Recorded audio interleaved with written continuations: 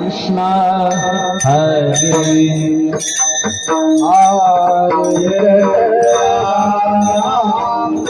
Hare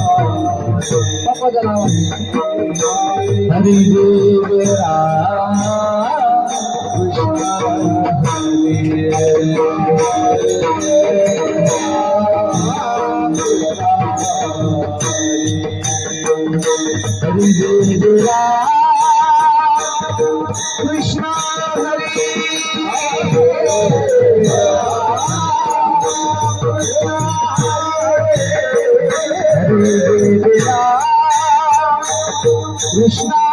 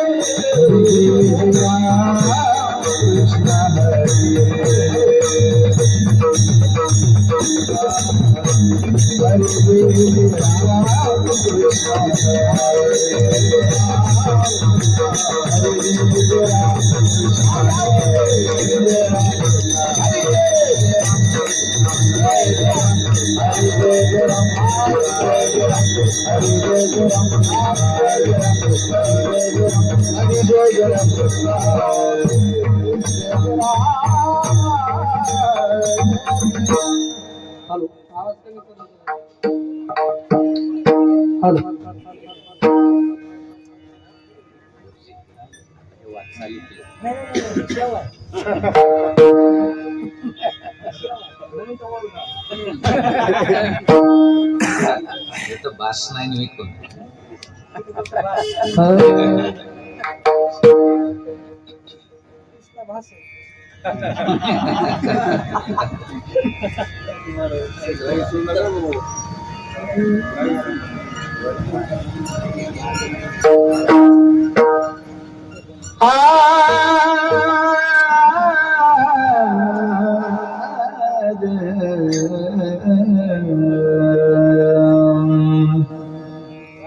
रूप पाहता लोचने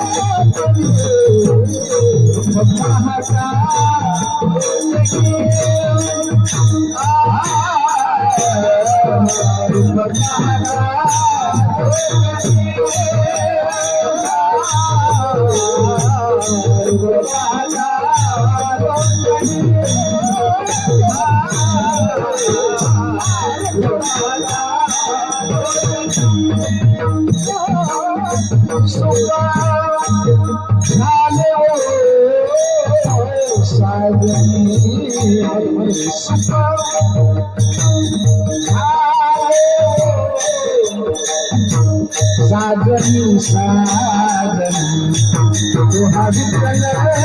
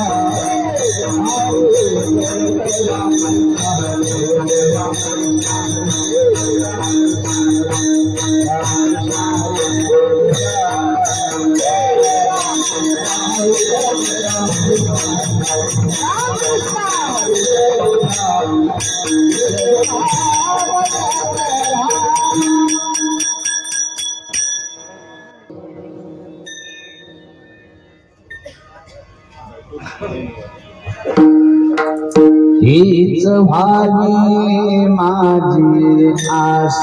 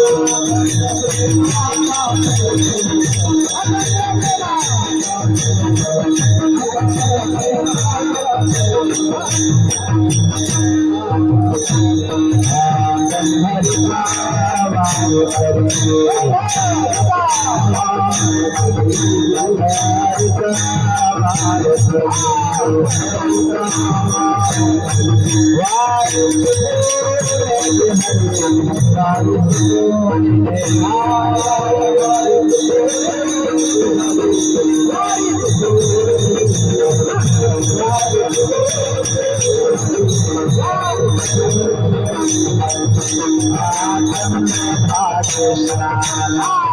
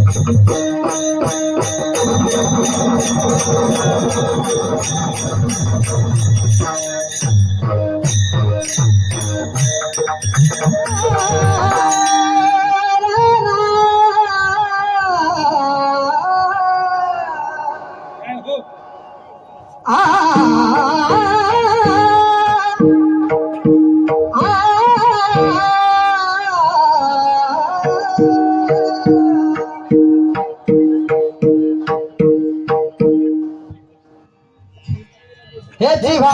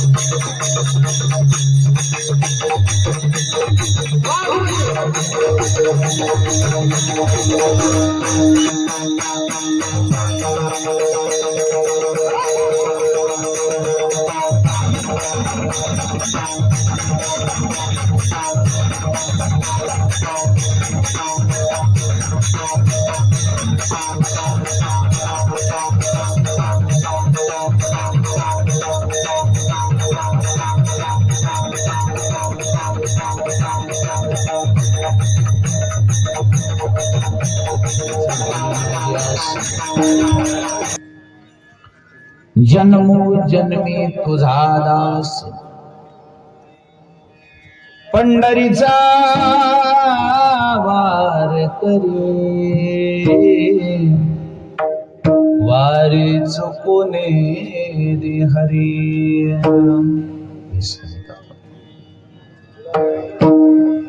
हीच व्हावी माझी आस जन्मी तुझा दास पंढरीचा वार करी वारी चुकोने रे हरी संता संगे सर्व काळ संता संगे सर्व काळ अखंड प्रेमाचा कल्लोळ पंढरीचा वार करी वारे चुकुने हरी चंद्रभागे स्नान तुका मागे हे चिदान पंढरीचा वार करी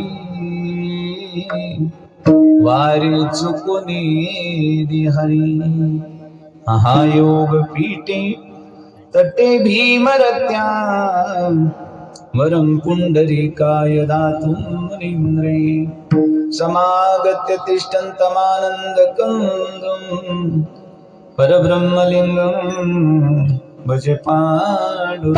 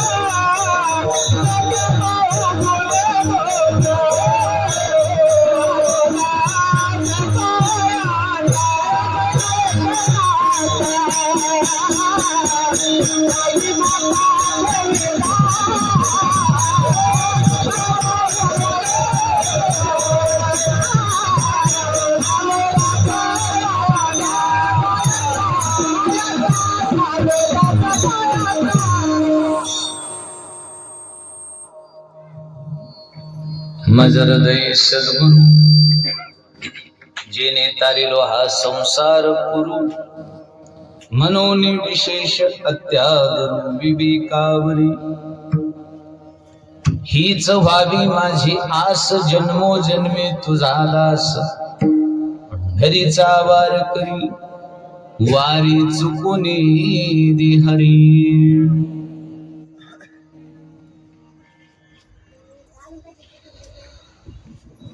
पुण्य सभेला वैकुंठवाशी प्रातस्मरणीय स्वानंद सुख निवासी सद्गुरु एकनाथ महाराजांच्या पालखी सोहळ्यामध्ये द्वितीय मुक्कामाची ही कीर्तन रूपी सेवा परंपरेनं वर्षानुवर्ष चालत आलेली ही सेवा आणि सद्गुरु एकनाथ महाराजांची परंपरा किती वर्ष 59 ही दिव्य परंपरा आहे. या दिव्य परंपरेला अनुसरून नाथ महाराजांची ही पालखी कार्तिकीच्या वारीला वार्षिक नियमाप्रमाणे हजारो भाविक भक्तांच्या उल्हासामध्ये जल्लोषामध्ये प्रेमामध्ये आपण वार्षिक पंढरीला जातो. आपण सर्व जाणत आहात. कोणी काही नवीन नाहीये एवढा मोठा परिहार तुम्हाला द्यायला. हे असं आहे ते तसं आहे आमचं तसं आहे. सगळेजण, आता मला वाटतं काही काहींची दुसरी तिसरी पिढी आहे या दिंडीमध्ये. काहींच्या आजोबांनी वारी केली, काहींच्या वडिलांनी केली, आता त्यांचा मुलगा म्हणजे नातू सुद्धा या वारीत आहेत. 3-3 पिढ्यापासून एकनाथ महाराजांची वारीची परंपरा चालवणारे माणसं आहेत या दिंडीमध्ये.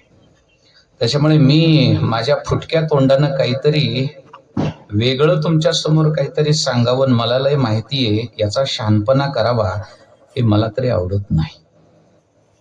आणि मी तर तुमच्या सगळ्यांपेक्षा लहान आहे, मला अनुभव कमी आहे. फक्त एकच आहे, एवढ्यासाठीच बोलतोय आणि लहान तोंडी थोडा मोठा घास असा घेतोय. याच्यामध्ये आपण सर्वांनी येणं, सेवा करणं, आम्हाला एकच कळतंय. माझ्या वडिलाची मिरासी गा देवा, माझ्या वडिलाची मिरासी गा देवा.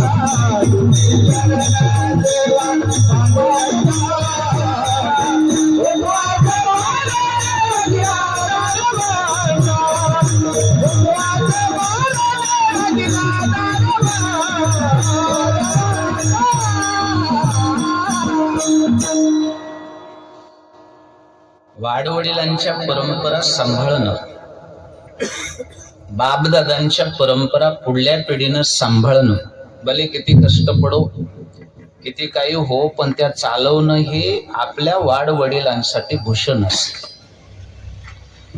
आणि त्या पिढीमध्ये, त्या कुळामध्ये, त्या परंपरेमध्ये, त्या खानदानामध्ये जे येणारा माणूस आहे का, त्यानं पाठीमागल्या बापदादाच्या परंपरेला दिव्यता प्राप्त करून दिली पाहिजे, त्याला नवी झळाळी दिली पाहिजे.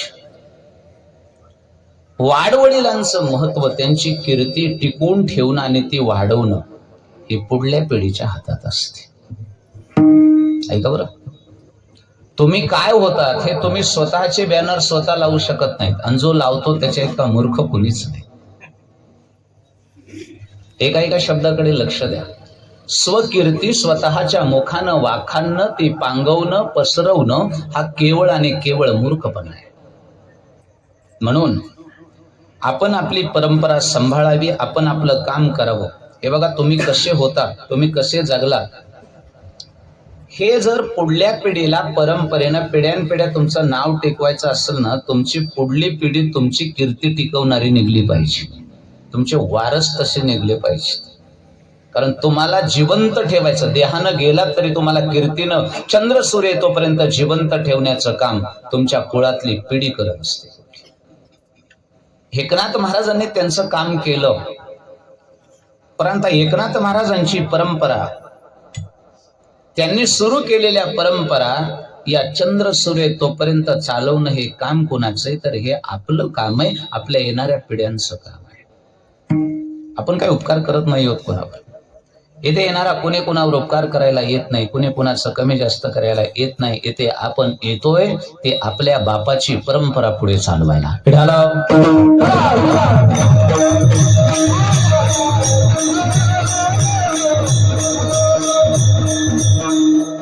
अभिमान असला पाहिजे आपल्या बापदादांचा, आपल्याला हे लक्षात ठेवा. कोळ खानदान परंपरा ही कळते फक्त आपल्याला माणसांना, पशु पक्ष्यांना याचं ज्ञान नसतं. ऐका लक्षामध्ये, माईला प्यायचं बंद झालं की त्याला माईची ओळख विसरते, जनावर आहे ते. बापाची तर त्याला ओळखच नाही, जनावर आहे ते. लक्षात येते तुमच्या? पण माझे वडील कोण आहेत हे ज्याला कळतं, माझी आई कोण आहे हे त्याला कळतं, माझे आजोबा कोण आहेत, माझे पूर्वज कोण आहेत, माझे पंजोबा कोण आहेत, ही खानदान, पिढी, परंपरा, कुळ, वंश, गोत्र ज्याला कळतं, पिढ्यानपिढ्या ज्याला आठवण राहते, त्याचं नाव माणूस आहे. पशुपक्ष्यांना कुठं कळतं हे? नाही कळत. त्याच्यामुळे आपण कोण्या परंपरेमध्ये जन्माला आलो, आपण कोण्या कुळामध्ये जन्माला आलो, कोणता संत आपलाय, कोणता ग्रंथ आपलाय, कोणता पंथ आपलाय, याची ज्याला अक्कल आहे त्याला माणूस म्हणतात. विठाला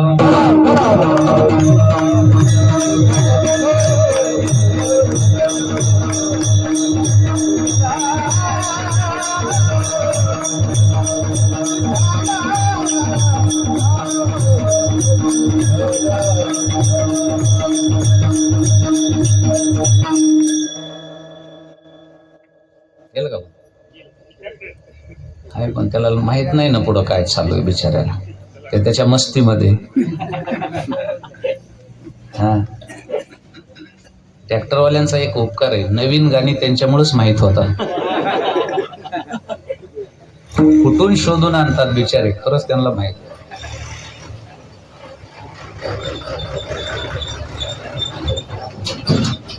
वाडवडिलांच्या परंपरा आणि वाडवडिलांचा, आपल्या पूर्वजांचा अभिमान स्वाभिमान असणारी माणसं जन्माला यावीत. ऐका बरं, आमचा वारकरी संप्रदाय वाडवडिलांच्या परंपरेसाठी जीव उघडणारा संप्रदाय. आमचं स्पष्ट मत आहे, पुढल्या पिढीनं मागल्या पिढीचं पूर्वजांचं महत्व वाढवावं का बुडवावं? महाराजांनी भाग्यवान माणसाची लक्षणं सांगितली. वाढावी महत्व बळीला,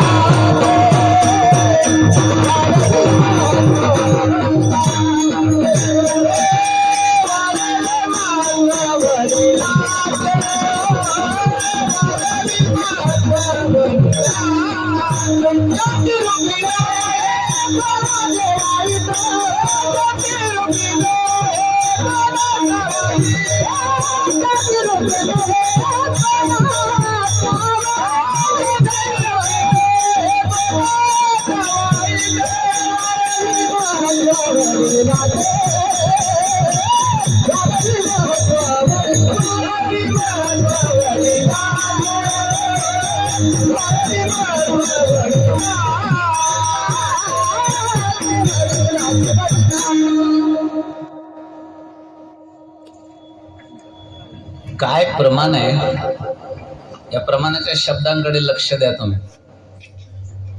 शांती रूपी नोहे कोणाचा वाईट, वाढवी महत्व वडिलांचे. वाडवडिलांचं महत्व वाढवणारा जो कोणी असतो त्याला उत्तम म्हटलेले साधू संतांनी. बघा बरं, निघताय का? चला, आदरणीय हरिभक्ती परायण आमचे परम आदरणीय परमस्नेही अरुण गुरुजी, जाता जाता एक सांगू का, यालाच रक्तात भिनलेली परंपरा म्हणतात. लक्षात, इथून जात असताना दिंडी आहे, एकनाथ महाराजांची दिंडी आहे, आणि मग त्या दिंडीला ओलांडून पुढे कसं जावं, लाख कामं असली तरी पुढे जाणार नाही. एक 15-20 मिनिट का होईना, पण मी एकनाथ महाराजांची सेवा करून जाईन, याला वारकरी म्हणतात. हा, त्याच्या पॅन्टीकडे टी शर्टावर जाऊ नका, कपड्याचा काही संबंध येत नाही. आलं कशामध्ये? वृत्तीनं वारकरी असला पाहिजे. बरोबर आहे की नाही? कपडे छान आहेत, आता काही काहीचे धोतर टाईट आहेत, माळा टाईट आहेत, गंध टाईट आहेत, सगळं टाईट आहे, पण कोणाच्या गंजीला पेंडीच ठेवीत नाही. 2 वाजस्तोर जागर करतो, काही नाही, माझ्याकडे बघा. हा, असं होतं कधी कधी. वृत्ती वारकरी असली पाहिजे. आलं का लक्षामध्ये? म्हणायला वारकरी नसलं पाहिजे, मग ते गोंधळ होतो. काही काही दिसायला वारकरी असतात, म्हातारे झाले बरेच खिपदून मारतात, आणि मग नास्तिक लोकांना चान्स मिळतो. काय महाराज, काय नाही, देवदेव करून बिले अवघड. आणि त्यातले त्यात आमच्या शिरहरी भाऊ सारखं असलं होतं, ते बोलूच देत नाही माणसाला. काय नाही तुमचं महाराज लोकायचं, काही खरं नाही. कशाचा देवदेवन, काय काय त्यानं किती भजन केलं आयुष्यभरण, काय त्यानं टाळ कुठलं 2-2 वाजस्तोर भजन करत होता, काय देवानं त्याची फजिती लावली. कशाला भजन करायचं? अहो भाऊ, त्यानं भजन 2 वाजस्तोर केलं, पण 2 वाजता घरी जाताना त्यानं लोकाचा कापूस खोशात येचून नेलेला तुम्हाला माहिती आहे का? त्याचं भजन माहिती आहे तुम्हाला, त्यानं बाकीच्या कुठं नाही केलेलं तुम्हाला कुठं माहिती आहे? बर का? कसं आहे, असली उत्तर घ्यायला एकट्याला बोलत जा मला, माणसात नका. विठाल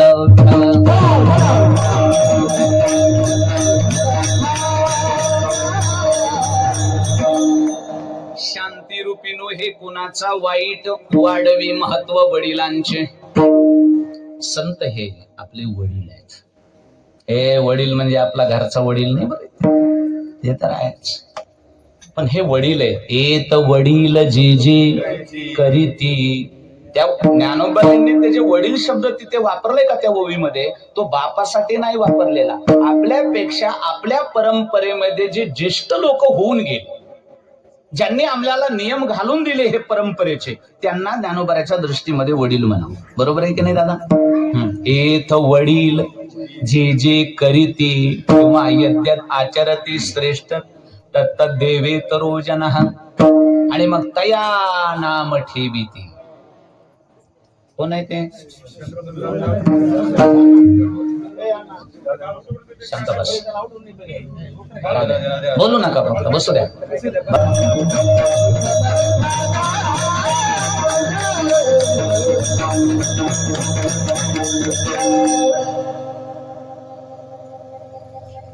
या परिसराचे वडील एकनाथ महाराज आहेत. डीएनएचे वडील वेगळे, परंपरेचे वडील वेगळे. दोन्ही वडील आपल्यासाठी तेवढेच आदरणीय. या परिसरामध्ये ज्याच्या त्याची कोळ, परंपरा, खानदान सगळं वेगळं असेल, पण या सगळ्या परिसराचा वडील आणि या सगळ्या परिसराच्या परंपरेचा जनक जर कोण असेल तर ते सद्गुरू एकनाथ महाराज. त्याच्यामध्ये वाद नाही. आणि आपण सर्वजण त्यांची लेकरं आहोत. इथे कोणी मोठा नाही, कोणी छोटा नाही, काही नाही. आणि मग ही वडिलांची, ही आपल्या बापाची परंपरा आज चालत आलेली आहे. 59 वर्ष झालं. बाबाने आयुष्यभर 100 वर्ष पायी वारी केली.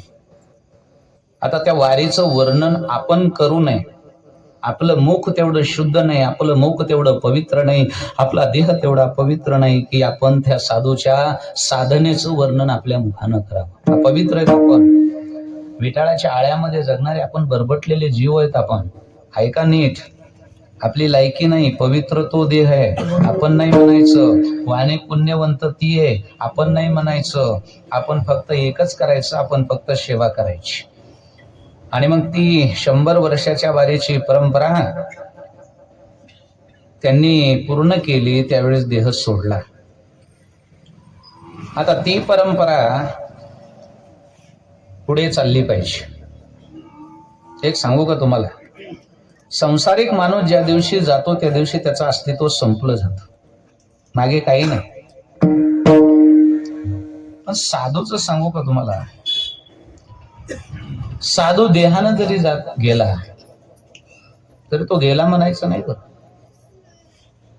उभारीला ध्वज तिही लोकावरी ऐशी चराचरी कीर्ती राहिला त्या कीर्ती जगामागे, राहिला त्या कीर्ती जगामागे,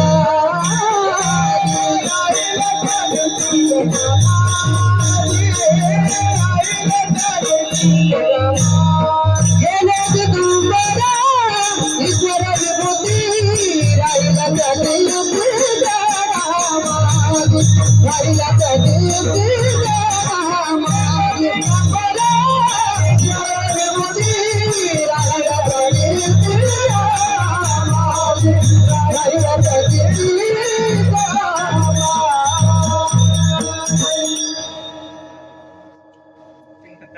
ती परंपरा एकनाथ महाराजांची, आपले सर्वांचे गुरुवर्य, ज्यांनी 59 वर्षापर्यंत ही परंपरा मोठ्या पोट तिडकीने चालवली. कुठेही त्याच्यामध्ये खंड पडू दिला नाही. अनेक परिस्थिती, अनेक काही गोष्टी असतील, पण कुठल्याही परिस्थितीमध्ये अनुकूल असो प्रतिकूल असो, गुरुवर्य रतन बाबांनी 59 वर्षापर्यंत दिंडीच्या सप्ताहाच्या नियमामध्ये कधीही खंड पडू दिला नाही. लक्षात घ्या. कसं असतंय, सहनशीलता पण लागते. नियम चालवायचे म्हणल्यानंतर सगळ्याचं सहन करावं लागतं, सगळ्यांना घ्यावं लागतं, चालावं लागतं. राग वैताग सगळं पचवावं लागतं. नाही तर भानगड आहे सध्याच्या काळामध्ये. बोलायचं राहून गेलं आताच्या काळामध्ये लोकांना. पहिले लोक जुने शांत नम्र होते, बरं, पचवून घेत होते, लोक शिव्या पण ऐकून घेत होते. आता लोक महाराजाचं काही ऐकून घेत नाही. काळ बदललाय, लक्षात ठेवावं. महाराजांनी सुद्धा लक्षात ठेवावं. आता जुन्या महाराजासारखं बोलायला जाऊ नका. नवीन महाराजांनी आता लोक ऐकून घेत नाहीत. पिढी बदलली आहे. शिकलेली पोरं, तरुण पोरं 99% नास्तिक आहेत. यांना तुमच्याशी काही घेणं देणं नाही. प्रेमानं बोला, प्रेमानं जिंका, जवळ घ्या तर तुमच्या जवळ माणसं येतील. वजन रुबाब हाणायला गेला तर उचल टांगडी करतात. काळ बदललाय. मी काय बोलतोय लक्षात घ्या. दादा, भजन कसं शिकलात तुम्ही? लापट होतात म्हणून. सत्य बोला रामार्यांना. दादा, मेटे दादा, तुम्ही सगळे भजनी मंडळ आहे तिथं. तुम्हाला भजन शिकवलं का शिकलात? कसं शिकलात? निर्लज्ज होतात, लाजा नव्हत्या तुम्हाला. हे शब्द माझे टोचतात तुम्हाला? नाही, सत्य बोलतोय मी तुम्हाला. ज्याला अपमान पचवता आला त्याचाच परमार्थ झाला. ज्याला अपमान नाही पचवता येत त्याचा परमार्थ कसा काय होणार आहे? बरोबर आहे. आता कसं आहे, पहिले जुने काय ना आताचे जुने काय? जुने खोड मोठे खडतर असतात, खरं की नाही? नवीन पोरं भजनाला गेले, तुम्ही लहानपणी भजनाला गेलात, तुम्हाला कोणी म्हणलं का ये बाबू, बस बाबू, शिक बाबू? तेव्हाही म्हणत नव्हते ना आताही म्हणत नाही. नवीन पोरग गेलं महाग म्हणायला लागलं, कुणाचं आहेस रे?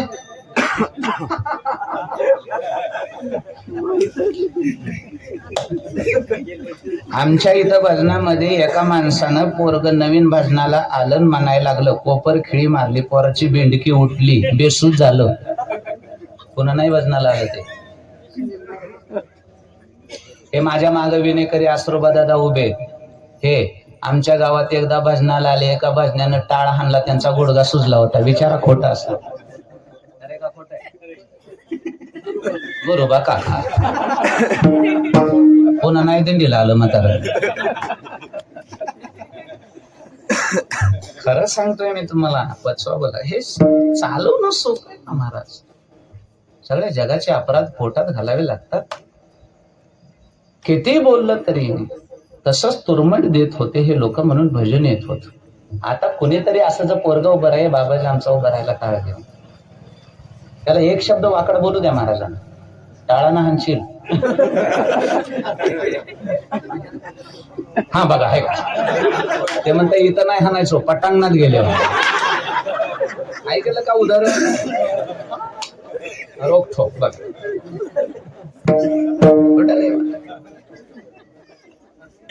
एका पोराला सांगितलं, ए पोरा, अरे टाळ्या नीट वाजव ना. कोणीकडे म्हणायला लागला, जरा नीट जरा टाळ दा म्हणाला. मला हो महाराज, कीर्तनच करायचं, बाकीचं बोलायचं नाही, तुमचं कीर्तनच बघायचं. मला मी कीर्तन करतोय, तू जरा व्यवस्थित वाजव, आडव कसं म्हणायला लागलास?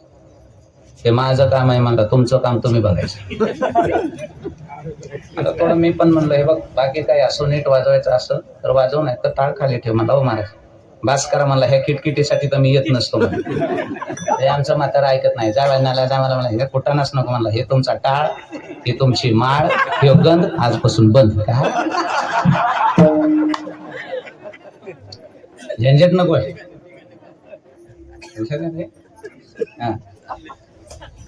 हे अवघड आहे. काळ बदललाय, काळ बदललाय. आणि मग हे नियम चालवायच्या, परंपरा चालवायच्या, हे लोक घ्यायचे, सगळं घ्यायचं, हे सगळं अवघड आहे. पण या अवघडामधून सुद्धा ज्या माणसांनी आजपर्यंत ह्या परंपरा टिकवून ठेवल्या त्यांना साष्टांग दंडवत करायला पाहिजे. हे काही असेल पण त्यांचे नियम आणि परंपरा दिव्य सांभाळल्या त्यांनी. असो, बाबांनी ही परंपरा इथपर्यंत आणली आहे. आता पुढची परंपराच्या पिढीच्या परंपरेला आता आमचे परममित्र आदरणीय केशव महाराज शास्त्री आहेत उत्तराधिकारी. आता त्यांच्याकडे पुढली बाबांची जबाबदारी आहे. आपल्या सर्वांचा आणि माझा सुद्धा विश्वास आहे नक्कीच पाठीमागची परंपरा त्यांच्याकडून सुद्धा अशाच पद्धतीने ते चालवतील आणि त्यांना आपण सर्वांनी अतिशय सर्वांनी आता आपल्या सहकार्याशिवाय एकटा माणूस तरी कुणी काय करणार आहे हे पण लक्षात ठेवा. बाबांना एकट्यांना काय करता आलं असतं आणि यांना तरी पुढल्या पिढीला त्यांना एकट्याला काय करता येणार आहे. आपण सर्वांनी अतिशय सगळ्यांनी सहकार्य केलं तर त्यांना सुद्धा ह्या परंपरा पुढे चालवायला सोप्या जातील. म्हणून बाबांनी इथपर्यंत आणलं त्याच्यासाठी बाबांना दंडवत आणि इथून पुढे यांनी त्या परंपरा चालवाव्यात यांच्यासाठी आपल्या अंतःकरणातून शुभेच्छा. असो माझ्या कीर्तनाला प्रारंभ झाला, परिहार संपला, चिंतनाकडे ओळतो. जगद्गुरु तुकोबरायांचा 4 चरणाचा अभंग आहे आणि ही दिंडीचा द्वितीय मुक्कामासाठी कीर्तन रूपी शिवेसाठी अभंग निवडलाय. ज्यांच्याकडे आज एकनाथ महाराजांची पालखी मुक्कामाला आहे अशा आदरणीय आमचे डॉक्टर साहेब ढाकणे साहेब, संतोषजी ढाकणे साहेब, त्यांच्या घरी आज एकनाथ महाराज मुक्कामाला आहेत. डॉक्टर साहेबांचं त्यांच्या आई वडिलांचं सुद्धा त्यांच्या सुद्धा पूर्वजांचं काहीतरी पुण्य असावं. कारण एक लक्षात ठेवा, संत कुणाकडेही तसे येत नाही. आपल्याकडे एक प्रमाण आहे, पुण्य फळले बहुत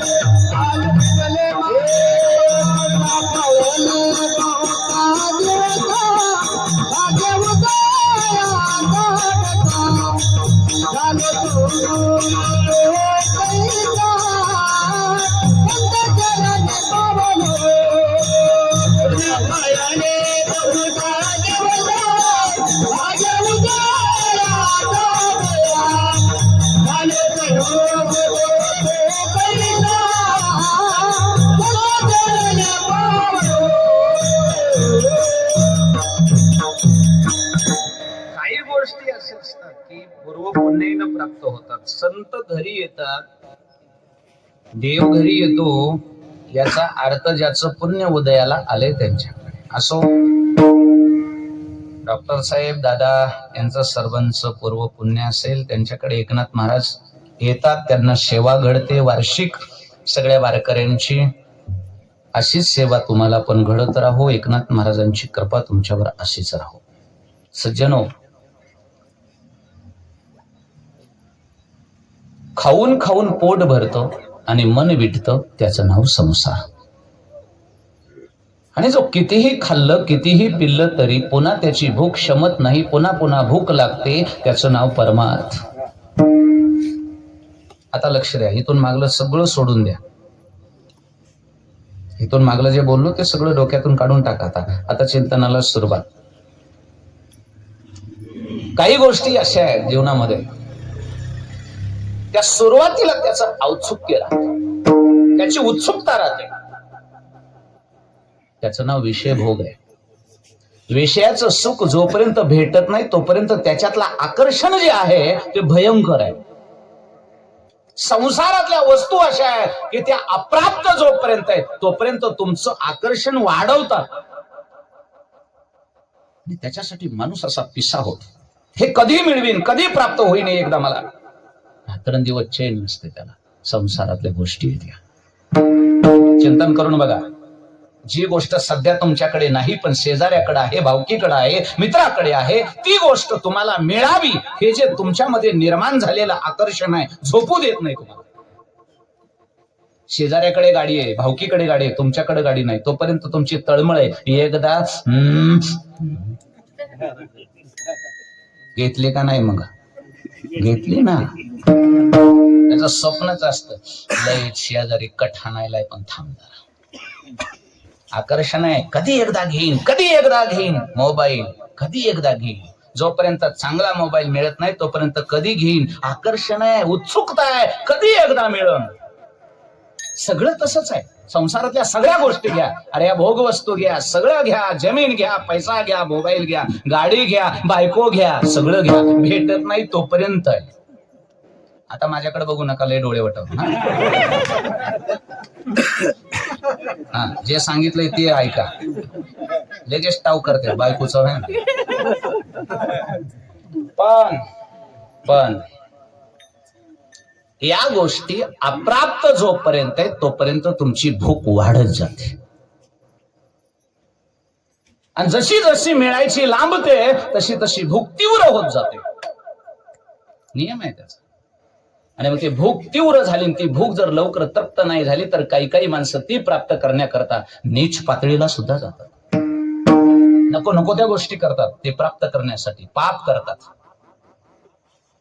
पण त्याचा पुढला परिणाम सांगू का?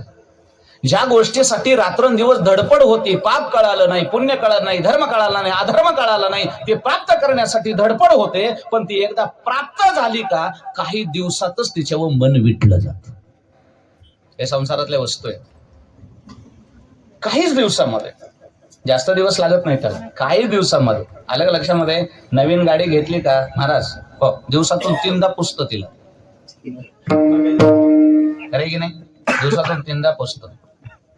5 वर्षानं कुठं काय झालं याच्या बघत सुद्धा नाही ते. लक्षात येते? सगळ्या गोष्टी अशा, जो तुमची भूक भागवत नाही आणि भूक भागली असं वाटलं, ती मिळाली की काही दिवसामध्ये तुम्हाला विटवतो, त्याचं नाव संसार. इच्छाच होत नाही कोण, इच्छाच होत नाही कोण त्या वस्तूकडे पाहायची. विटलं जातं. आणि जे विटणार सुख आहे ते संसारातले. याच्या उलट आहे का, जे कधीच विटत नाही, रोज नवीन आहे, त्या सुखाचं नाव आहे परमार्थातलं सुख. विठाला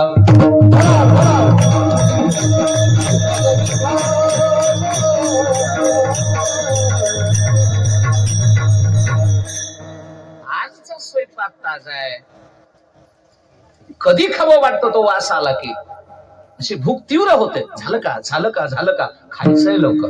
बरोबर आहे? ताज आहे ना, ताज आहे तोपर्यंत आकर्षण आहे, कधी खाऊ अशी भूक तीव्र होते. तोच स्वयंपाक उद्या वाढला तर खात नाही माणूस. राग येतो माणसाला, शिळं कशाला वाढलं असलं खातो का मी? शिळं झालं ते. स्वयंपाक तोच आहे, काळ गेला, वस्तू तीच आहे, फक्त काळ गेला, त्याच्यातलं आकर्षण आणि प्रेम संपलं तुमचं. बिलकुल आवडत नाही तुम्हाला ते. फक्त काय, काही गोष्टी निभवाव्या लागतात म्हणून कडीपर्यंत न्यायच्या. पिढाला पिढाला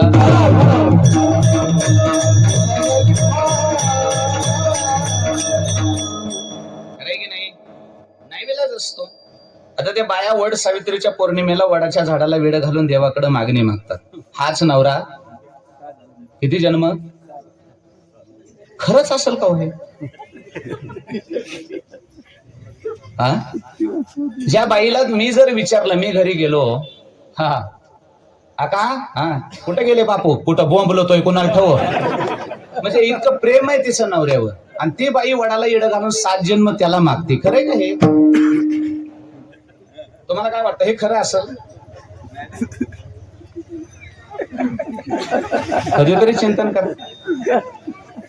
जी बाई नवऱ्याला शिव्या देऊन बोलते, सारखं असं दोघांचं, आणि त्याला जर विचारलं, भाऊ कुठे गेले वहिनी, महाराज आता आमचा काही विचार राहिलाय का, चव राहिली ते का मला विचारतय का, ते मला पुसतय का, ते आळ्यात राहिले. प्रेम कळालं दोघांचं? एवढं दोघांचं प्रेम आहे आणि एवढं प्रेम असताना आणि ती बाई बोलत बोलत म्हणते हो कुठून माझ्या नशिबाला आला रे, कसा माझ्या पदरात पडलास देवा, कसा तरी हे जन्म घाल रे ह्या कडू बरोबर. जी बाई म्हणते ती बाई वटसावित्रीच्या दिवशी येडं का घालते, मग ते खरं का हे खरं?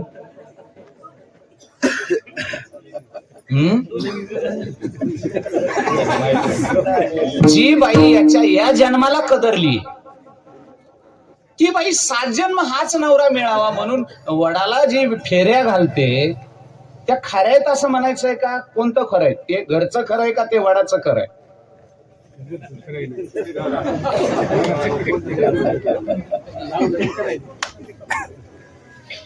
ऐका बरं, मी सांगतोय काय, काही गोष्टी नाईविलाजानं मजबुरीनं कडेला काढाव्या लागतात, त्याच्यात प्रेम राहिलेलं नसतं. विडाला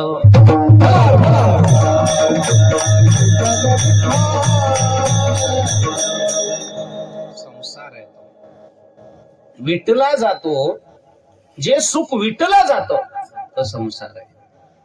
आणि इथे तसं ना, सुख घडोघडी वाढो वाढू लागे, सुख घडोघडी वाढू लागे,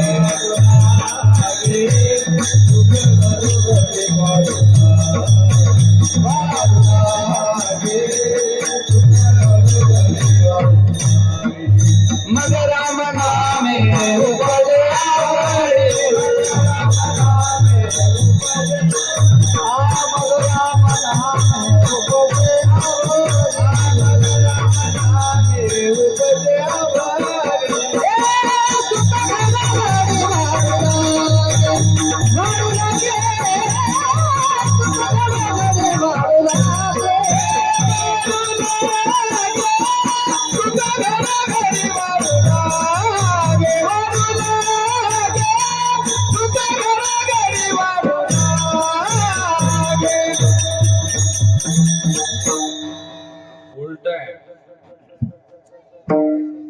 ज्याच्यामध्ये सुख दिवसेंदिवस मायनस होत जातं तो संसार आहे, आणि ज्याच्या सुख दिवसेंदिवस प्लस होत चालतो तो परमार्थ आहे. ते पक्क गणित लक्षातच ठेवायचं. मायनस पद्धत कशात आहे? संसारात. आणि दिवसेंदिवस प्लस होत चालत आहे तो परमार्थ. आणि याच्या पुढे ऐका, भूक वाढत जाते. खरा वारकरी कोण आहे माहितीये, खरा भक्त कोण आहे माहितीये? जो भगवंताच्या भक्तीनं कधीच तृप्त होत नाही त्याचं नाव भक्त. कधीच तृप्त होत नाही तो खरा भक्त आहे. जो म्हणतो का हा भरपूर झालं ना, आता भरपूर केलं, बिलकुल नाही, चूक आहे, तो डुप्लिकेट आहे. पाय चालत नाही, गुडघे चालत नाही, शरीर चालत नाही, तरी सुद्धा त्याची वारीची आस संपत नाही, त्याचं नाव वारकरी. लक्षात येत आहे? शरीर साथ देत नाही, इथून तिथवर चालणं शक्य नाही, पण तरी सुद्धा जीवाची तळमळे नाही. काही असो, थोडं बसन थोडं चालेल, पण चालायचं. भूक आहे, भूक वाढली पाहिजे, त्याचं नाव परमार्थ आहे. पण मी सत्य सांगतो, जी माणसं परमार्थातली माणसं म्हणतात का महाराज हे बघा करायचं तेव्हा उगा आता भरपूर केलंय, आता काही गरज नाही, समजायचं ह्यानं काहीच केलेलं नाही. बिलकुल नाही. टाळकरी जमतंय का ह्याच्यात आलो बघा काही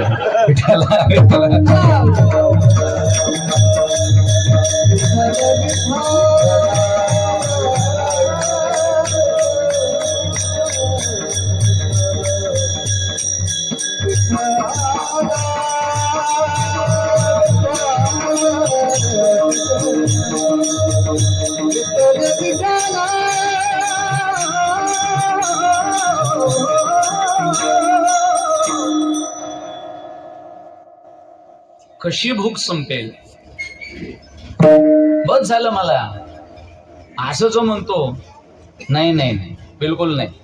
ज्याची भूक वाढत जाते, वारकरी आहे, बघतोय तो, बिलकुल.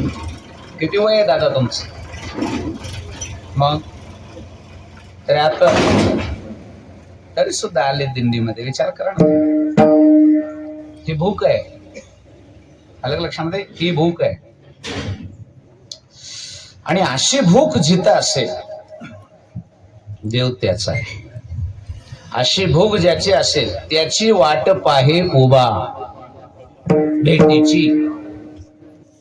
कोणाची वाट? वाट पाहे उभा भेटीची आवारी. वाट पाहे उभा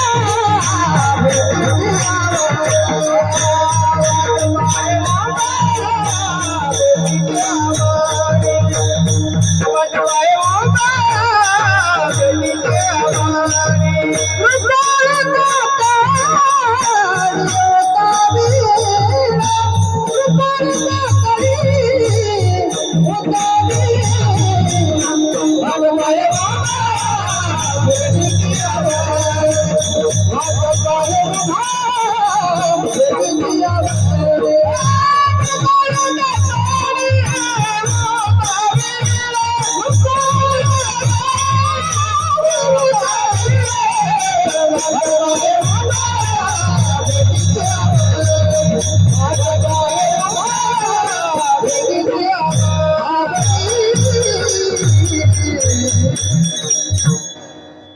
याला सेवेची भूक म्हणतात. कशाची भूक आहे ही? सेवेची. काय लागली पाहिजे? भूक लागली पाहिजे. ज्याच्या सेवेची भूक कधीच तृप्त होत नाही देव त्याची वाट पाहतो. आता बस झालं बाबा, भरपूर सेवा केली असं म्हणूच नाही हो, म्हणूच नाही.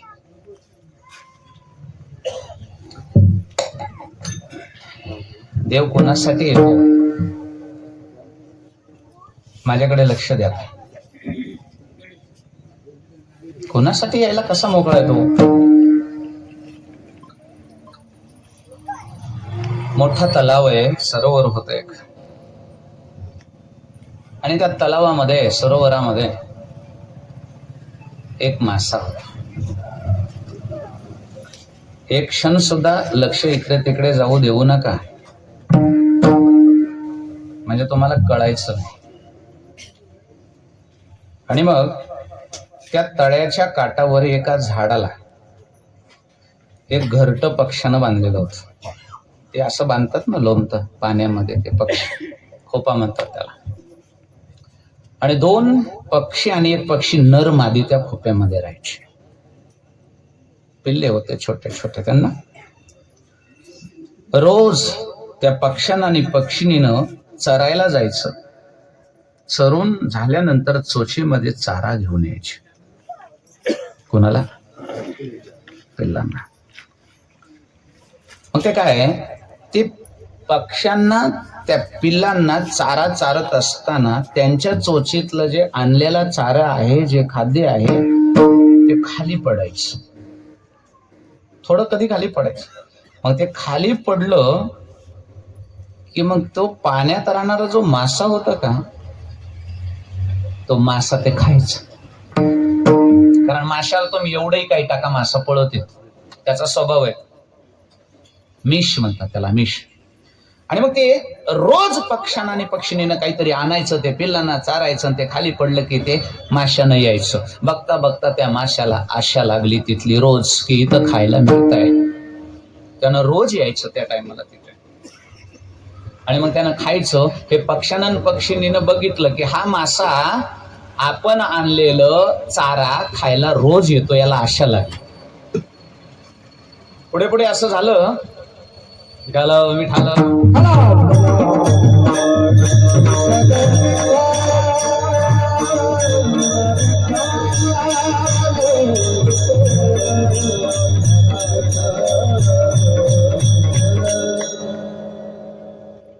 त्या पक्षाच्या आणि पक्षिणीच्या लक्षात आलं की हा बिचारा मासा आशेनं येतोय रोज. मग त्यांनी एक्स्ट्रा आणायला सुरुवात केली. जेवढं पिल्लांना लागतंय त्याच्यापेक्षा ते काय करायचे, जास्त घेऊन यायचे, आणि ते मुद्दामहून पाण्यात टाकायचे. माशाला मस्त खायला भेटायचं. सज्जन हो, बघता बघता त्या पक्ष्या आणि पक्षिणीचं त्या माशांचं एकमेकाभीती स्नेह इतकं जोडलं गेलं, एकमेकामध्ये प्रेम गुंतत गेलं त्यांचं. मुके प्राणी. आणि त्या माशानं रोज तोंड वर काढून बसायचं. आणि त्या पक्ष्यानं आणि पक्षिणीनं त्याला चारा घालायचा. इतकं नातं घट्ट झालं. काळ ढकलला आणि परिस्थिती अशी आली की त्या भागामध्ये दुष्काळ पडला. कोरडा दुष्काळ, पाऊसच नाही. सरोवर आटले, विहिरी आटल्या, सगळं पाणी संपलं. बघता बघता त्या तलावातलं पाणी हळूहळू कमी व्हायला लागलं.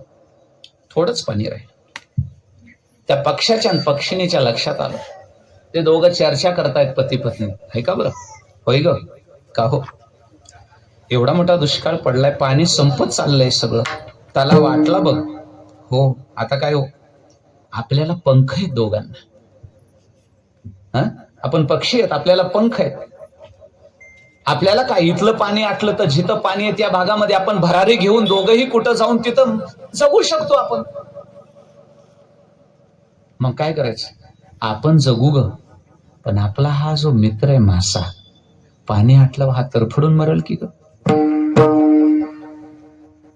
आणि आपला इतका जवळचा स्नेही जर आपल्या देखत जर पाण्याविना तडफडून मेला तर आपल्याला दुःख होणार नाही का? हो, पण करायचं काय आपण? मोठे पक्षी होते. दोघांनी विचार केला, जगायचं तर सोबतच जगायचं, मरायचं तर आपण तिघांनी सोबतच मरायचं. किती प्रेम आहे. कसं करायचं त्यांनी विचार केला. काही करायचं नाही. आपल्या मित्राला आपण पाण्याविना तडफडून मेलेलं बघायचं नाही. तू मागून चोचीमध्ये शेपटी धर, मी पुढून तोंड धरतो, याला उचलू, दोघ जण भरारी मारू तोंडामध्ये चोचीमध्ये धरून दोघांनी दोयकून, आणि याला कुठेतरी चांगल्या मोठ्या पाण्याच्या सरोवरामध्ये नेऊन टाकू, नाही तर समुद्रातच नेऊन टाकू, मारणारच नाही. दोघांनी विचार केला, दोघांनी दोन्हीकडून धरलं त्याला. पाणी होतं बरं, आणखीन महिना सगळं असतं तिथे, पण यांचं भावना चांगली आहे ना. दोघांनी उचललं, बळेच उचललं, आणि एकानं मागून धरले, एकानं पडून धरले, आणि भरारी मारली दोघांनी आकाशामध्ये, आणि घेऊन चालले होते चांगल्या पाण्याच्या ठिकाणी त्याला. दुर्दैव असं परिस्थिती महाराज. कालाय तस्मै नमः. वेळ आणि काळ कोणाला चुकतो? समुद्रामध्ये घेऊन चालले होते टाकायला, चालले होते वनामधून चालले, ज्या वनामधून चालले होते हे तिघ जण, त्या वनाला आग लागली. त्या वनाला आग लागली, वनवा पेटला, धुराचे लोट आणि आगीचे लोटच्या लोट आकाशापर्यंत चालले. आता यांना पुढे जाता येईना, त्या आगीमुळे आणि धुरामुळे. परिणाम असा झाला, तसंच पुढे जाण्याचा प्रयत्न केला, पण डोळ्यात धूर गेला, कासावी जीव झाला, श्वास भेटला नाही, आणि कासावी जीव झाल्यामुळं, तडफडा झाल्यामुळं चोच ढिली झाली, आणि ढिली चोच झाली, मासा आगीमध्ये पडला. आग आहे ती, तडफडून मेला बिचारा जळून. या दोघांनी विचार केला, रडायला लागले दोघ जण. काय देवा, करायला गेलो पुण्य आणि झाला आमच्याकडून पाप. बिचारा अनेक महिन्यात त्याच्या दैवानं तिथं पाणी आहे तोपर्यंत तर जगला असता. कदाचित महिन्यात पाऊस जर पडला असता तर तो कायमचा जगला असता. पण आमच्या हातानं, दुर्दैवानं आम्ही त्याला उचललं, आमच्या हातानं त्याला आगीत आणून टाकलं. हे किती मोठं पाप झालं. दोघांनी एकमेकाला ठरवलं, आपल्यामुळं हा मेला ना आगीमध्ये, आपल्याला काय जगायचा अधिकार आहे. त्या दोघांनी त्याच आगीत उड्या टाकल्या, आणि तिथं तिघ जण एकाच वेळी मेले. तो पक्षी मेला, पक्षी मेली, आणि मासाही गेला. तिघांनी एकाच वेळी प्राण दिला. ऐका बरं, देह संपले आणि ते जीवात्मे चित्रगुप्त, धर्मगुप्त, यमराज यांच्या दरबारामध्ये, भगवंताच्या दरबारामध्ये ते जीवात्मे उभे राहिले कर्माची परीक्षा देण्याकरिता. आणि मग तिथे उभा राहिल्यानंतर भगवंतानी यांचा मृत्यू पाहिल्यानंतर मात्र देव प्रसन्न झाले. अरे, यांनी एकमेकासाठी प्राण दिलाय. यांनी काय स्वार्थासाठी एकमेकाचे प्राण घेतले नाही, यांनी एकमेकासाठी प्राण दिले. वा, किती उदार आहेत. भगवंताने सांगितलं, मी तुमच्यावर प्रसन्न आहे. तुमच्यासारखा मृत्यू आजपर्यंत मी कुठे पाहिला नाही. तुम्ही 3 जीवात्मे माझ्या समोर उभे आहेत. तुम्हाला काय इच्छा, जी इच्छा असेल तो जन्म मागा, मी तुम्हाला देणार. ते 3 जीवात्मे काय बोलतात नाही काय का, माझ्याकडे बघा. तो माशाचा जीव म्हणतो, देवा यांनी माझे आयुष्यभर चारा घातलाय रे मुखामध्ये, यांचे लय उपकार आहेत माझ्यावर, खाल्लंय मी यांचं, यांनी चोचीमध्ये आणून मला रोज चारा घातलाय, मी यांचा ऋणी आहे. आणि नुसतं खाऊ नाही घातलं, यांनी माझ्यासाठी प्राण दिलाय. आगीमध्ये मी माझ्या कर्मानं मेलो, पण यांनी त्याच आगीत माझ्यासाठी जीव दिलाय. ह्यांचे किती उपकार आहे देवा माझ्यावर. आणि ते दोन जीव म्हणतात, देवा नाही, आम्हाला काय सजा द्यायची ती दे, आमच्यामुळे याचा जीव गेलाय, आम्हाला प्रायश्चित्त दे, आम्हाला नरकात टाक. हे भांडण चालू आहे. शेवटी माशाचा विजय झाला, माशाच्या जीवाचा. त्यांना सांगितलंय बघा, माझ्यावर यांचं ऋण आहे. एक तर आयुष्यभर यांनी माझ्या चोचीत चारा घातलाय आणि शेवटी मला वाचवण्यासाठी यांनी प्राण दिले. देवा यांचं मला ऋण फेडायचंय, यांचं मला ऋण फेडायचंय. आणि हे ऋण फेडण्याकरता यांना या जन्मामध्ये, आम्हाला असा जन्म दे, या जन्मामध्ये यांना माझं मायबाप कर आणि मला त्यांचा मुलगा कर. मला त्यांची सेवा करून, मला त्यांनी आयुष्यभर सांभाळलेलं, मला चारा घातलेला, मला हे ऋण फेडू दे त्यांचं. भगवंताच्या डोळ्यात पाणी आलं हो. ही सगळी कहाणी ऐकून भगवंतांनी सांगितलं, तथास्तु, तुम्ही आई बाप व्हा, तुम्ही मुलगा व्हा आणि तुम्ही सेवा करून तुमचं ऋण फेडा. जन्माला आले ते दोघ जण आई वडील होतात, हा मुलगा होतो. अखंड सेवा केली, यांचे माझे उपकार आहेत म्हणून. पण काय करावं, नियतीनं तिथंही त्याचं ऋण आणि शेवटची भूक त्याची पूर्ण होऊ दिली नाही. झाला केला, आंधळे झालते मायबाप, आणि त्या आंधळ्या माईबापांना कावडीमध्ये घालून तो बाळ काशीला घेऊन चालला होता. मायबापांना रात्रीची वेळ होती, मायबापांनी सांगितलं, श्रावण बाळा तहान लागली रे, जरा पाणी आणतोस का? हो आणतो पाणी. कावड खाली ठेवली आणि पाणी आणायला गेला. पुढचा इतिहास तुम्हाला सगळ्यांना माहिती आहे, मला ते रंगवायचं नाही, मला सांगायचं नाही. ते कोणी कोण दशरथाला काय संबंध होता, काही दुश्मनी नव्हती, काही देणं घेणं नव्हतं. त्या मायबापाचं ऋण फेडणारा तो पोरगा पाणी आणायला मायबापांसाठी आंधळ्या जातो, झारी वाजते आणि दशरथाचा तीर येतो आणि त्याच्या हृदयामध्ये घुसतो आणि श्रावण बाळ तिथे गतप्राण होतो. सेवा घडली नाही, सेवा पूर्ण झाली नाही. दशरथ ज्यावेळेस पाणी घेऊन त्या मायबापांना जातो, ती आंधळी मायबाप सांगतात, आमचा मुलगा आहे, तू कशाला पाणी घेऊन आलास? इतिहास सांगितला, मला ते सगळं सांगतो, मला माहिती आहे ती कथा. आक्रोश केला त्या माईबापांनी, आमच्या जन्मोजन्मीचा संबंध आहे रे तो. दशरथा, तू शत्रू दुश्मन मध्ये कुठून आलास? आमचा 2 जन्माचा संबंध आहे. आमची सेवा करत होता तो, आम्ही देवाकडून मागून घेतलेला आहे, तू कुठून डाव साधलास? पण ऐक ना दशरथा, आमचं लेकरू हिरावून घेतलंस, आम्ही सुद्धा त्याच्यासाठी प्राण देणार आहोत. पहिल्याही जन्मात आम्ही त्याच्यासाठी प्राण दिला, याही जन्मात आम्ही त्याच्यासाठी प्राण देणार आहोत. आम्ही जगणार नाही, तो गेला ना आम्ही कसे जगतो? दुसऱ्याही जन्मात त्या मायबापाने त्याच्यासाठी तिथे देह सोडला. पुन्हा ते जीवात्मेवर जातात, पुन्हा चर्चा सुरू होते. देवा असं का केलं? काय झालं? मी जन्म आई वडिलांचा मागून घेतला होता, मला त्यांचं ऋण फेडायचं, सेवा करायची होती. हा दशरथ कुठून आणला मध्येच? माझा घात झाला, याचा अर्थ परी नाही घडली सेवा काही. मला सेवा नाही ना घडली त्यांची, मला ऋण नाही फेडता आलं. मग काय करायचं? माझी सेवेची भूक आणखीनही पूर्ण झालेली, मला आणखीन सेवा करायची, त्यांचं ऋण फेड राहिलंय. भगवंतांनी सांगितलं, ठीक आहे, आणखीन एक जावा. पुन्हा तोच जन्म, तोच मुलगा, तेच मायबाप म्हणून जन्माला आले. सुरुवातीच्या काळात थोडं मागमोरी झालं, पण पठ्ठ्यानं 3ऱ्या जन्मामध्ये अशी सेवा केली, असं ऋण फेडलं, अशी सेवा केली की त्याच्या सेवेला पाहून 28 युग झालं विटेवर उभा आहे, आणखीन खाली बसलेला. आता तरी कळालं का? समजने वालों को इशारा काफी है. मी जास्त पांगवत नसतो, तुम्हाला समजलं की बंद झालं. विडाला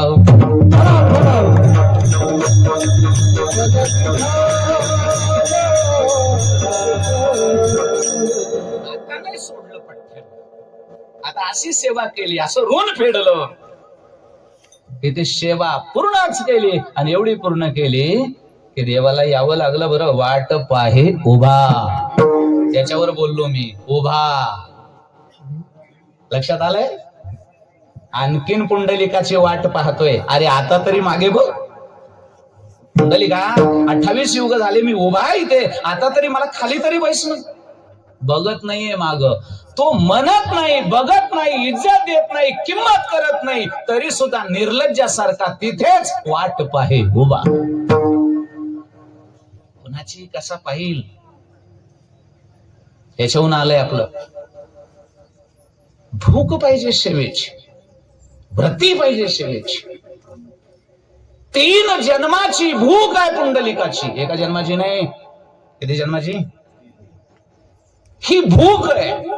आणि ती भूक त्यानं तिथे वाळवंटामध्ये पूर्ण केली. आणि ते पाहून वाट पाहे उभा. तिथे आणखीन उभा आहे. विचार करा तुम्ही. आमचे साधू संत पुंडलिकाला बोलायला लागले, लाज वाटते का तुला? अक्कल आहे का रे बाबा पुंडल्या? अरे जगाचा बाप आहे ना तो. हा, तुला अक्कल आहे का काही? देवाला उभं केलं विटेवर, का रे पुंडल्या मातलासी? उभा केले विठ्ठलासी. अक्कल आहे? अरे देव आहे तो, त्याला खाली बसलं तरी. पुंडलिकानं सांगितलं, माझ्याकडे वेळच नाही, माझ्याकडे वेळ नाही, मी बघतही नाही, माझ्या कामात आहे मी. काय विचार करा तुम्ही. आणि एवढी बेइज्जती देवाची. विचार करा तुम्ही. तुम्ही जर एखाद्याच्या पाहुण्याच्या घरी गेला आणि तो माणूस जर 15 मिनिटं तुम्हाला बोललाच नाही, तुम्ही दारातच उभे, पुन्हा किती आठवड्याने डबल जाताल तिथं? दुसऱ्या दिवशी जाणार ना. अरे एक फोन नाही उचलला तर गुरकतात माझ्यावर. एक फोन नाही उचलला तर गुरकत येत माझ्यावर. हे सगळे लय झालंय आता माडाला, है ना.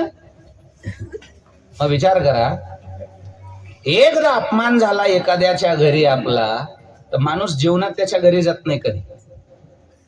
त्याच्या घरचा तो जागीरदार फिरून याच्या घराला कधी येणार नाही. बरोबर आहे की नाही? आणि 28 युग झालं तो अपमान करतोय पांडुरंगाचा. फिरून बघत नाही, बस म्हणत नाही, आलास का म्हणत नाही, कधी आलास म्हणत नाही, काहीच नाही हो.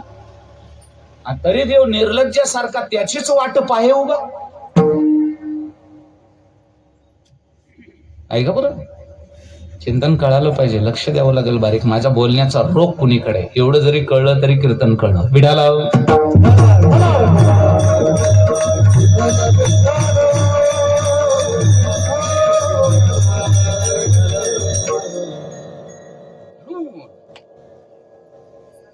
ही जी भूक आहे ती या जन्मात तर पूर्ण होतच नाही, या जन्मात तर पूर्ण होणारच नाही. जगदुरु तुकोबाराय म्हणतात, होईन भिकारी पंढरीचा वार करे. हा जन्म तर मी तुझ्या पायीच घातलाय. अरे घालणारच आहे, शेवटचा श्वास आहे तोपर्यंत तुझी वारी करणार आहे. पण देवा खरं सांगू का, विटे ऐशी सुख नोहे भक्ती रस, पुढत पुढती आस सेवावी हे. ही भूक आहे दादा, परमार्थाची भूक आहे ही. तृप्तच होत नाही, पुढत पुढती आस. लाचावले मन लागली से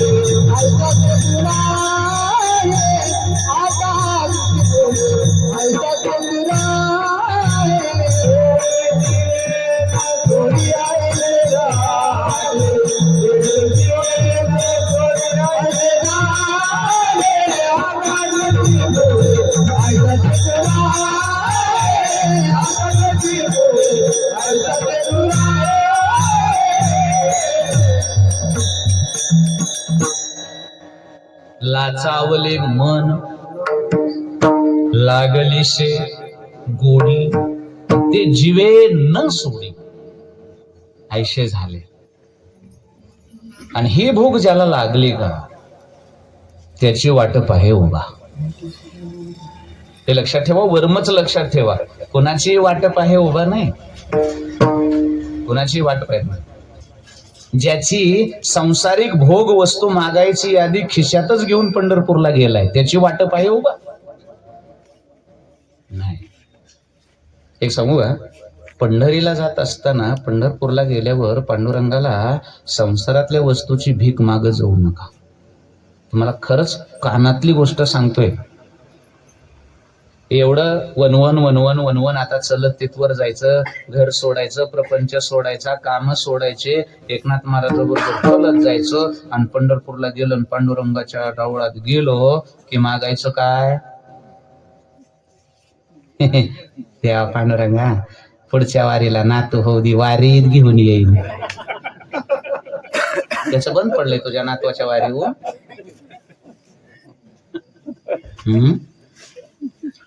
हीर बहुत जोडती किरटी, जयांची भजने भोगासाठी, जे आशा तिमिरी दृष्टी विषयांद झाले. म्हणून लक्षात ठेवा, देवाकडे गेल्यावर देवाकडं मागायचं नाही, देवच मागायचं.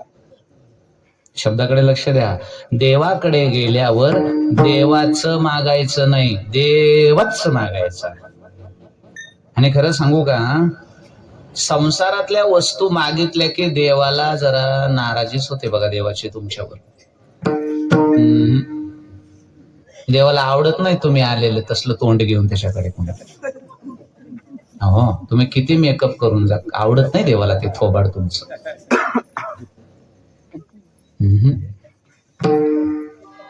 परमार्थाच्या वारीच्या बदल्यामध्ये भोगाच्या वस्तू मागणाऱ्यांचं तोंड पाहण्याची इच्छा देवाची नाही.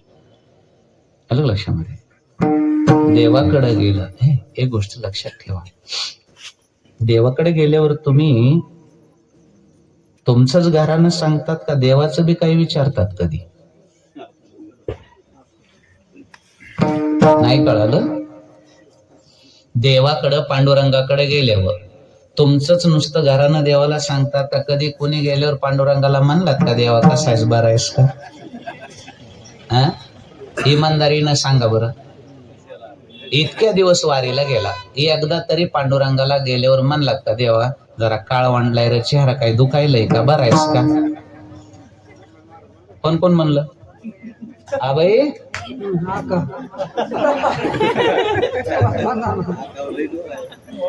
हा बाई मनासारखी डोल्या, तुला काय झालंय खुशाल उभा राहिलाय? हा बाई काय म्हणायचे? अरे कोणीतरी जाऊन म्हणलंय का आणखीन त्या बिचाऱ्याला? 28 हो, कोणीतरी म्हणा, विचारपूस करा. अरे पुसता सांगेन हित गुज, तुम्ही आपलं घरानं त्याला सांगताय, आवडत नाही त्याला. त्याच्याकडे गेलो कधीतरी त्याला म्हणा जरा चेहरा काळवंडला रे देवा तुझा का? खरे देवा, एवढे वारकरी आलेत ना, ही जत्रा जमली, कसले बी येते ताई, कोणाची तरी दृष्ट झाली बघ तुला, काळवंडलास, थांब बरं मी पदरानं तुझी काय करते. कोणती बाई म्हणली? हात वर करा. हा, पंढरीच्या पांडुरंगा तुला दृष्ट झाली. काढावी लागते दृष्ट देवाची. देवाचं सुद्धा रूप कोमेजतो हे कुणाला कळलं पाहिजे? तुम्हाला कळलं पाहिजे, आपल्याला कळलं पाहिजे. आपण आपलेच दुःख गाराने सांगून सांगून त्याला कंटाळून टाकलंय. कधीतरी तुम्ही त्याला विचारा ना, देवा माझं जाऊ दे रे देवा, माझं रोजच चाललेलं आहे गाणं. ना आज मला माझं गाणंच मला तुला सांगायचं नाही, आज तुझं विचारायचंय मला, तू बरा आहेस का सांग. असं किती वेळेस म्हणला तुला? तात्याचं पटलं. तो कसा बी राहा, आम्हाला खुशाल.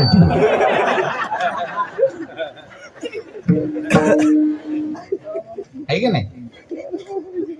डॉक्टर तुमच्याकडे एवढे पेशंट येतात, एक तरी पेशंट म्हणला का डॉक्टर चेहरा जरा कोमेजलाय, काय दुखायलंय का? म्हणलं कोण म्हणतंय? हे 4 दिवस जागलेलं असलं असं करीत असलं तरी म्हणताय नीट बघा बरं जरा. त्याला काय ते मला त्याचं बघ नाही. हो नाही म्हणत नाही. विचारलं का आजपर्यंत कोणी डॉक्टर दुखायले का काही इमानदारीने सांगा बरं. विचारलंय का कोणी? तरी तुम्ही वाटप आहे उभा इथंच. जाऊ द्या खड्ड्यात.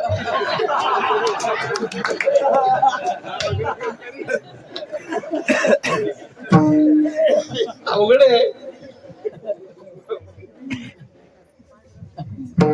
तरी लक्ष द्या माझ्या बोलण्याचं. कीर्तन संपलंय आता जवळजवळ थोडं राहिलं.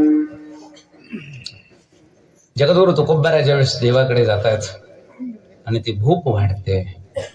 देवाचं रूप पाहिल्यानंतर जगद्गुरु तुकोबारांना प्रसन्नता वाटते. संतांनी हे बघा माझं राहिलं बरं का थोडं. संत दृष्ट काढतात बरं देवाची. पंढरीच्या पांडुरंगा तुला दृष्ट झाली, ओवाळी ती देवा तुला संत मंडळी, देवा साधू मंडळी, ओवाळी ती देवा तुला संत मंडळी, देवा साधू मंडळी. करतात का नाही दृष्ट? संत करतात. हे तुम्हाला माहितीये का आरती करणं म्हणजे काय? बोला. हे जे आरती करताय का तुम्ही 2 टाइम देवाची ह्यांची त्यांची, हे आरती करणं म्हणजे याचा अर्थ काय? अरे आरती करणं म्हणजे देवाच्या स्वरूपाची, संतांच्या स्वरूपाची संध्याकाळी पालखी ठेवायच्या टायमाला माझ्या नाथ महाराजांना, माझ्या एकनाथ बाबांना दिवसभर दृष्ट झाली असेल, थकले असतील म्हणून संध्याकाळची जी अशी काढली जाते का ती आरती म्हणजे दृष्ट काढणे. आणि मग ती आरती ओवाळल्यानंतरची माणसात आणली जाते का अशी. आणि मग ती सगळी भक्त मंडळी ती आरती घेताना म्हणतात देवा तुझी सगळी इडा पिडा मला लागू दे पण तू सुखी राहा. आता घेतात का आरती?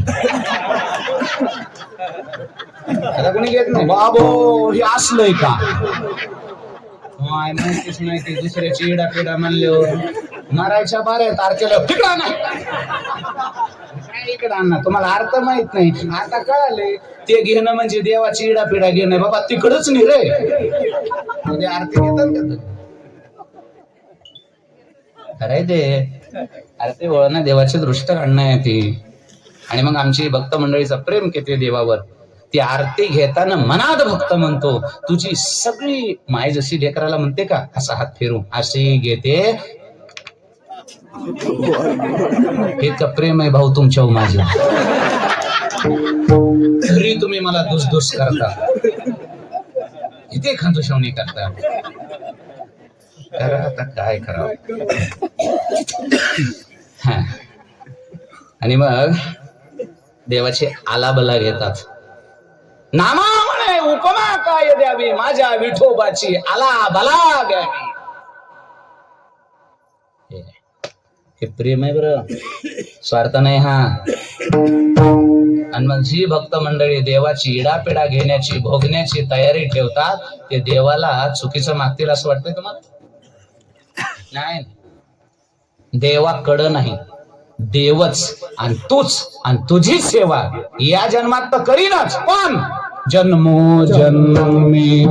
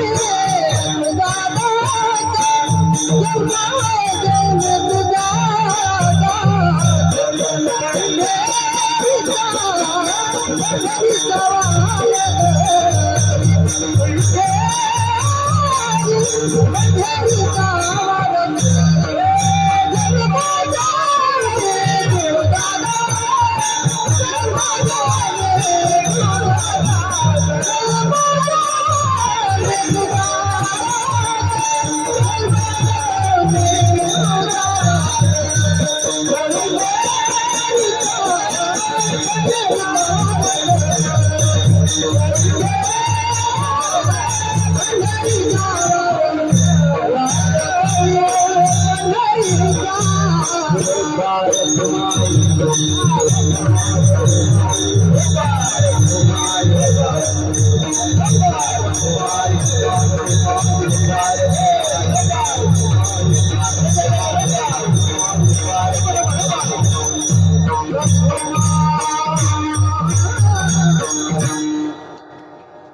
मग ही भूक वाढत जाते, सेवेची, प्रेमाची, आवडीची.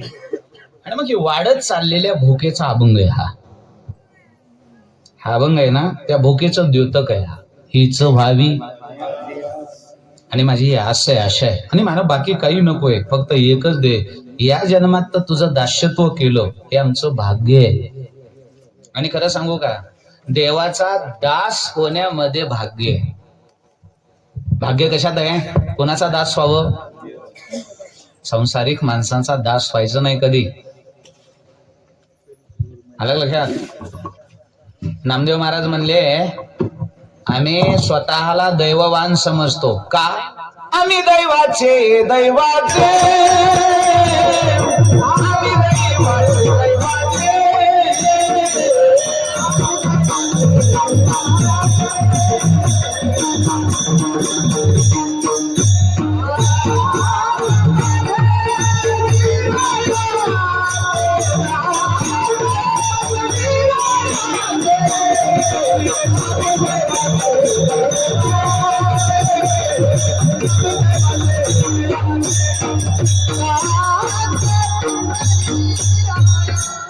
जन्मोजन्मी तुझा दास होण्याचं भाग्य लाभावं. दास कुणाचा होण्यात धन्यता मानतात. संसारातल्या लोकांचा दास व्हायचं नाही आणि त्याच्यात धन्यता मानायची नाही. उलट त्याच्यात आपण वीट मानायचा की कधी या दास्यत्वातून आम्ही मुक्त हो. पण दास व्हावं आणि भाग्यवान समजावं पंढरीनाथाचा. आम्ही दैवाचे दास पंढरी. आणि एक प्रमाण देऊ का, म्हणजे संपवतो. धन्य आम्ही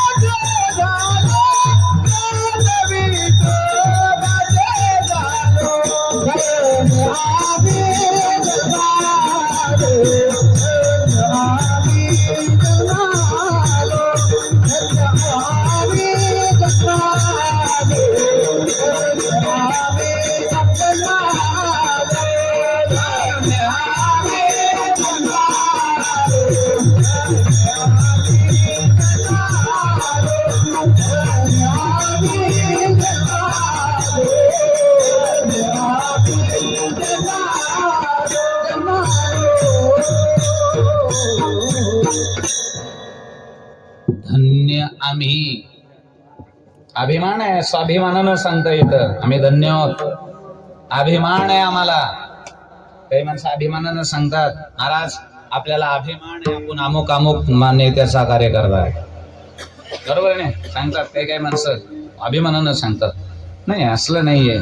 इथं वारकरी अभिमानानं सांगतो, धन्य आम्ही जन्मालो आम्ही दैवाचे दास पंढरी रायाचे, दास विठोबाचे झालो. कधी एक आम्ही त्याचे दास, ज्याचा पंढरी हे वास, ज्याचा पंढरी हे वास, ज्याचा पंढरी हे वास. आम्ही त्याचे दास, पंढरी हे वास, ज्याचा पंढरी हे वास, ज्याचा पंढरी हे वास. म्हणजे दास कोणाचा व्हावं? आता या जन्मात तर आम्हाला दास्यत्व मिळालं देवा तुझं, त्याच्यामुळं धन्य आम्ही दैवाचे. पण एवढ्या जन्मावं भोग भागत नाही, जन्मोजन्मी एवढा जन्म नाही ना देवा, असं मागणं आहे. हा जन्म तर झालो हे आमचं भाग्य आहे, पण आमची अशी आशा आहे की येणाऱ्या जन्मोजन्मी तुझं दास्यत्वच मिळावं. आता शेवटचा टप्पा, नाहीच तुझं मिळालं, जो तुझा दास आहे त्याचा तरी दास होता येईल. लक्षात आलं? तुमची ये दासीचा दास करुनी ठेवा, आशीर्वाद द्यावा. आता सगळ्यांच्याच भाग्यामध्ये देवाचा दास होण्याचं भाग्य कुठे सांगा बरं? नाही. मग आपल्याला देवाचा दास होता येत नाही हे आपलं दुर्भाग्य आहे. पण देवाचे जे दास झाले त्यांचा दास व्हायला काय अडचण आहे?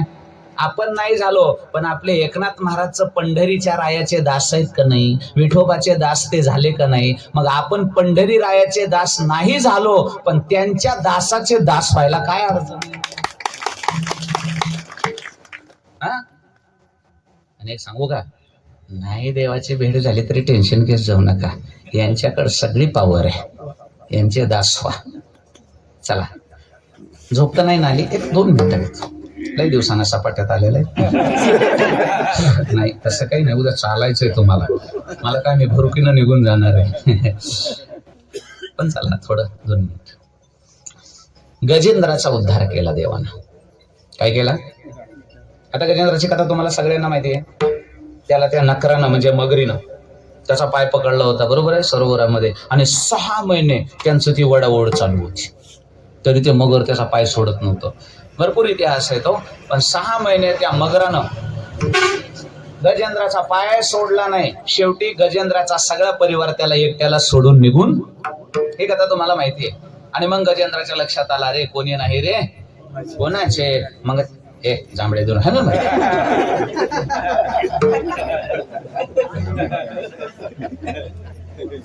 हा जांभळे द्यायचे नाही. बिना वाजणारे अलाराम आहेत, बिना शिलाचे, हे बरोबर सांगतात महाराज. 11.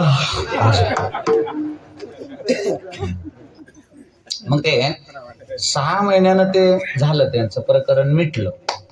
गजेंद्राने एक कमळाचं फुल देवाला वाहिलं, देव प्रसन्न झाले, विमान घेऊन आले, बरोबर. मला ते सांगायची नाही कथा. देव आले, गजेंद्राला स्पर्श केला, देह सुटला गजेंद्राचा, आणि त्याच्या दिव्य आत्म्याला भगवंतांनी विमानामध्ये बसवलं गजेंद्राच्या, आणि वैकुंठाला घेऊन चालले. चल, तू माझा भक्त आहेस, मला धावा केलास, मला कमळ वाहिलंस, मी तुला धावून आलो वैकुंठाला न्यायला. वैकुंठाला निघाले, विमानात गजेंद्राच्या आत्म्याला बसवलं, देव बसले विमानाला, म्हणले चला आपला वैकुंठामध्ये. विमानच उडना. देव म्हणजे असं कसं झालं, विमानाला उडायला पाहिजे. देवाने आज्ञा दिली, विमानच उडत नाहीये, काहीतरी बिघाड झाला. काय झालं असेल? खाली उतरून बघितलं तर ते गजेंद्राचा पाय धरून बसलेलं जे मगर होतं का, ते विमानाला खाली धरून बसलं होतं. बाहेर येऊ ते पाय सोडला, विमान उडूच दे ना. देव म्हणले कमाल आहे. देवाला राग आला, ए नकरा सोड, मगरा माझं विमान कशाला धरलंस, जाऊ दे ना आम्हाला. नकर उद्धारामध्ये याचे अभंग आहेत. झेंगट हाती घेऊन दौंडी पिटविन तिन्ही लोकी, देवा तो ऐसा विश्वासघात. भांडण सुरू आहे आता नकराचं देवाच. ते नकर भांडायला लागले बरं देवाला, मनगटाला धरून. लबाड आहेस? देव म्हणले, मी लबाड, मी घातकी, असं कसं काय? देवा खरा बोलतोय मी, उगाच बोलत नाहीये तुला. विमानच उडू देणार नाही तुझं, जाऊच देत नाही. देव म्हणले, अरे पण काय संबंध आहे तुझा आणि माझा? तू त्याला एकट्याला घेऊन चाललास, माझं काय?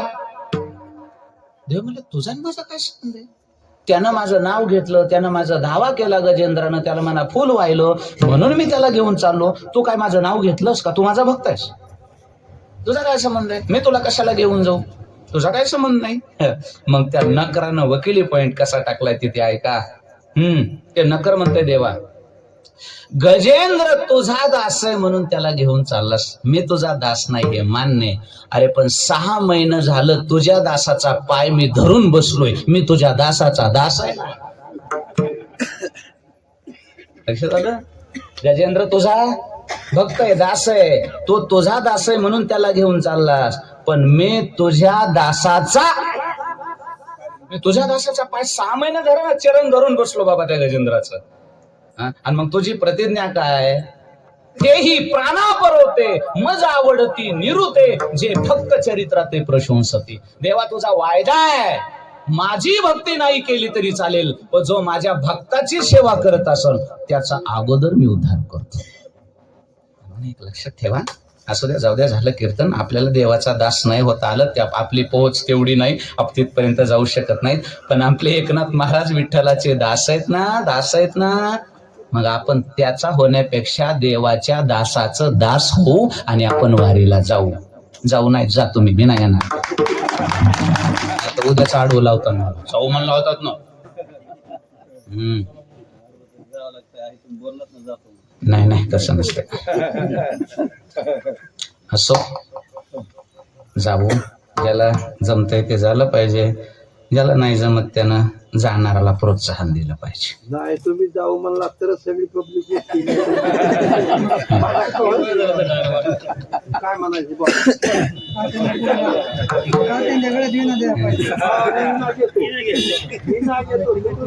बरोबर.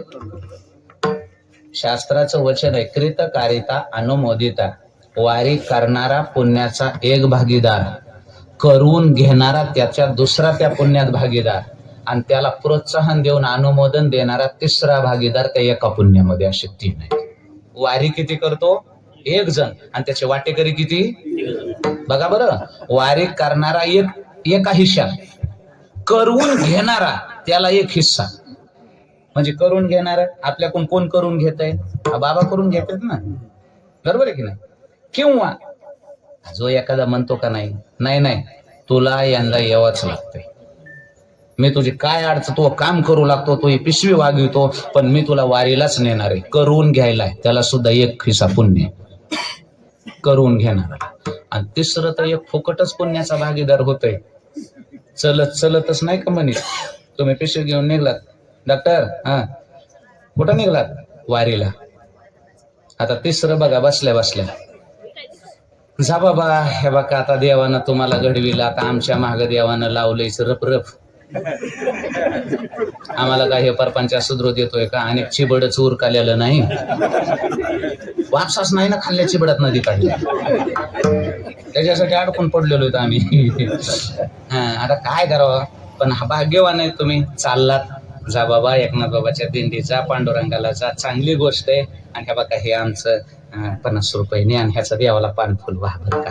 आणि आमचा बी देवाला काय सांगा महाराज, हे जे उत्साह वाढवितोय का? नाही तुम्ही जा. माग काही धारा पाण्याची, घरात जनावराची जी गरज पडली तर मी आहे, असं जे म्हणतंय का, ते तिसरा भागीदार आहे. सगळ्यात एक नालायक जमात आहे तिसऱ्यातली, त्यांना जायचं बी नाही. आणि जे निघलंय ते निघलेलं जमानला ते होऊन विचारतं पिशवी घेऊन जरा, कुणी गाड वारीला, कुठं? पंढरपूरला. असो, पंढरपूरला? हो. कोण निघालात? आम्ही 4 जण. काय ते पंढरपूरला म्हणते, पुरात 10 जण गेले ते रात्री. बोंबललं का? गेलं माघारी ते पिशवी घेऊन. गरज आहे का काय असलं तुझं? खरंच ना, हे पिना मारणारी जी बदमाश आहेत का, हे पापाची वाटेकरी. म्हणजे त्याचं ऐकलं ते भिलं का नाही? बेन त्यानं पिशवी काकातली ठेवली, ते माघारी गेलं, पाप झालं. त्याचा वाटेकरी घेण्यात हा झाला का नाही? त्याच्यापेक्षा पापाचा वाटेकरी होण्यापेक्षा जो जाणार आहे, दासाचा दास आहे, त्याचं दर्शन घे. त्याला सांगा, बाबा माझाही नमस्कार सांग. आलं लक्षामध्ये? तसं एकनाथ महाराजांच्या बरोबर एकनाथ महाराज निघालेत, एकनाथ महाराजाबरोबर तुम्ही सगळे निघालात. तुम्ही सगळे आपण पंढरीला निघालेले वारकरी आहात. एकच आहे, तुम्ही सनकाधिक संत अनविता कृपावंत, एवढा करा उपकार, सांगा देवा नमस्कार. ज्ञानेश्वर माऊली